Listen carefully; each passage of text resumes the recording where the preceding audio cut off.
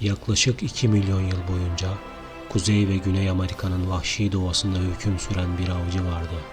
Görünüşüyle korku, gücüyle saygı uyandırıyordu. Onun adı Similodon, namı diğer kılıç dişli kedi. Yaklaşık 10 bin yıl önce yok olmuş olsa da Similodon hala tarih öncesi dünyanın en etkileyici yırtıcılarından biri olarak anılıyor. Similodon günümüz aslanlarına benzese de doğrudan ataları değildir. Yaklaşık 20 milyon yıl önce ortak bir atadan ayrılmış uzak akrabalardır.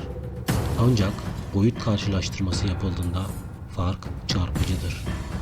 Similodon 300 ila 350 kilogram, modern erkek aslan ise ortalama 250 kilogramdır. Yani Similodon en iri aslandan bile yaklaşık %25 daha ağırdı. Bu onu döneminin en iri kedi yırtıcılarından biri haline getiriyordu. Similodon mamutlar, antik bizonlar, dev tembel hayvanlar ve iri otoburların yaşadığı bir dünyada vardı. Bu hayvanların hiçbiri küçük ya da savunmasız değildi. Dolayısıyla Similodon zayıf avlar değil, devlerin avcısıydı. Bazı bilim insanları Similodon'un kısa süratli dev ayı ile bile baş edebilen nadir yırtıcılardan biri olduğunu düşünüyor. Similodon'un anatomisi hızdan çok güce odaklanmıştı. Çok kalın ve güçlü ön ayaklar, geniş bir göğüs kafesi, son derece gelişmiş boyun kasları, görece kısa arka bacaklar, kısa bir kuyruk.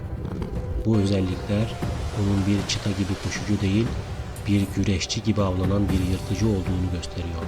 Büyük ön pençeleriyle avını yere yatırıyor, sonra meşhur kılıç dişlerini kullanıyordu. Tüylerinin rengi tam olarak bilinmiyor. Ancak yaşadığı iklim ve modern kedi türleriyle yapılan karşılaştırmalar, Similodon'un benekli ya da lekeli bir kürke, kamuflaj sağlayan desenlere sahip olabileceğini düşündürüyor. Bu açıdan bulutlu leopar, Similodon'un görünümüne dair iyi bir fikir verebilir. Similodon'un sosyal yapısı uzun süre tartışıldı. Ancak fosiller önemli bir ipucu sunuyor. Kalçası çıkmış, kasları parçalanmış ve enfeksiyon geçirmiş bir Similodon fosili bulundu.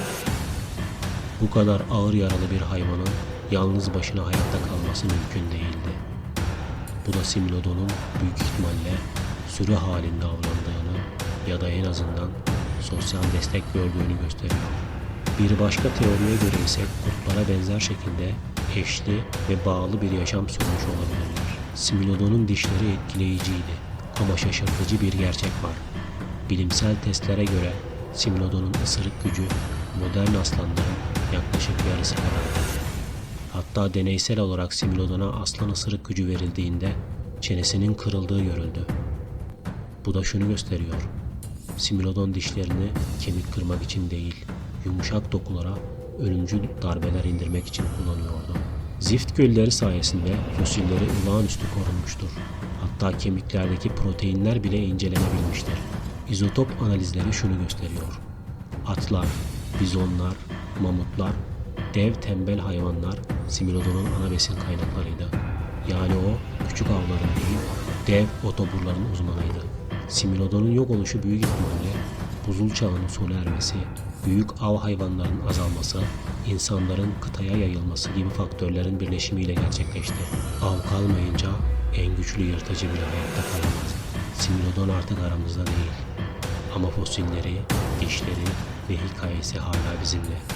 Ve bize şunu hatırlatıyor. Doğa gücü cömertçe verir ama geri alırken acımasızdır. Buzul çağının kılıç dişli kralı